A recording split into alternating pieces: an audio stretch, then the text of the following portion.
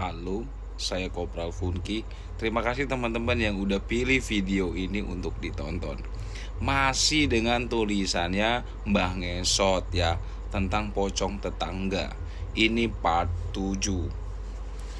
Soalnya ini partnya sampai part 10 teman-teman. Jadi kita main cepet aja ya teman-teman ya. Jadi aku nggak bisa edit-edit. Ya. Tonton juga di YouTube channelku teman-teman, Kopral Funky, biar aku dapat AdSense-nya. Oke, lanjut ya. Pocong tetangga bangkit kembali part 7. Iya kalian pasti menggunakan pesugihan, saut pengunjung pasar lainnya. Para pengunjung warteg yang menjerit kesakitan akhirnya dibawa satu persatu ke rumah sakit terdekat. Lain hal yang terjadi dengan Tika dan Amprung. Mereka dilempari sampah dan batu, kiosnya diacak-acak, uangnya dirampas lalu dibakar di depan mereka berdua. Ampuni kami, sungguh kami tidak menggunakan pesugihan. Amprung memeluk istrinya, melindunginya dari amukan warga. Halah, bohong kau. Sebuah kayu menghantam kepala Amprung. Ia terkapar dengan darah bercucuran. Pak, Tika menjerit sambil merangkul suaminya. Sebelum warga sempat membunuh mereka berdua, polisi datang berhamburan ke pasar Kliwon. Salah satu pimpinan polisi menembakkan senjata api ke udara untuk membubarkan kerumunan. Untung saja Amprung dan Tika masih bisa diselamatkan. Dan yang terjadi selanjutnya sangat menyedihkan. Warteg mereka ditutup paksa lalu dilabeli warteg pesugihan. Itu sangat memalukan. Akibat hantaman benda tumpul, Amprung tidak sadarkan diri selama 2 hari. Ia dirawat di rumah sakit yang sama dengan para pelanggan wartegnya.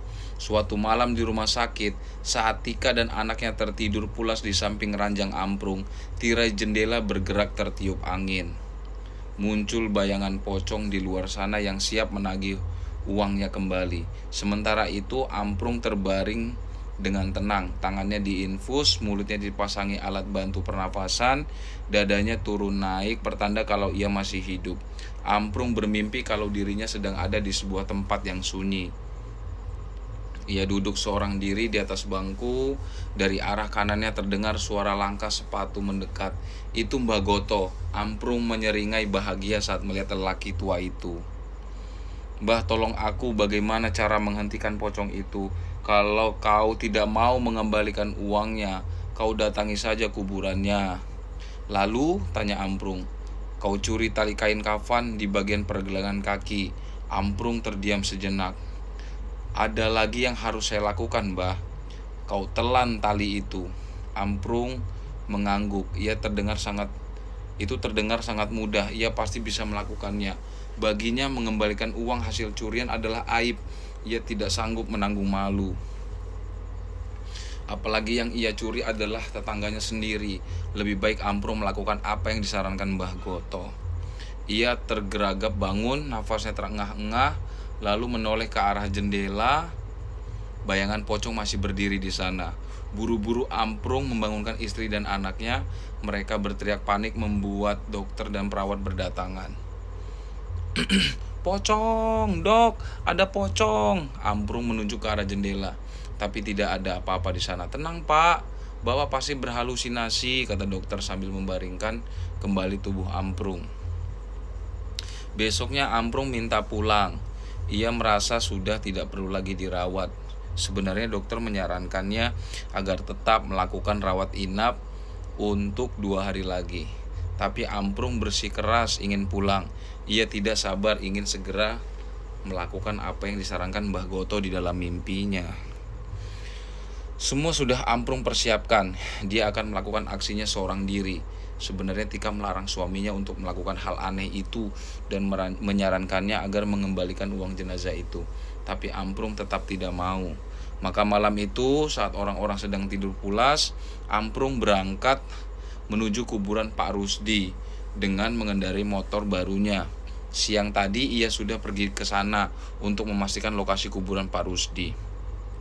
Tidak sampai 20 menit ia tiba di pemakaman. Amprung menoleh ke sekeliling memastikan kalau tidak ada siapapun yang melihat aksinya. Amprung tersenyum. Ia sudah menemukan kuburan Pak Rusdi.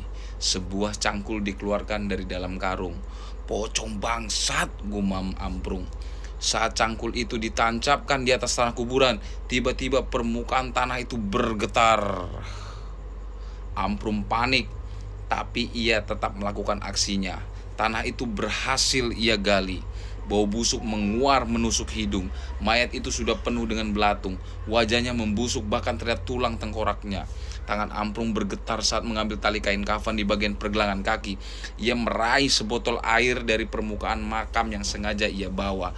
Ia menggulung tali tersebut lalu menelannya sambil meneguk air. Oke, ini part 7 guys. Kita lanjut gas ke part 8. Yeah.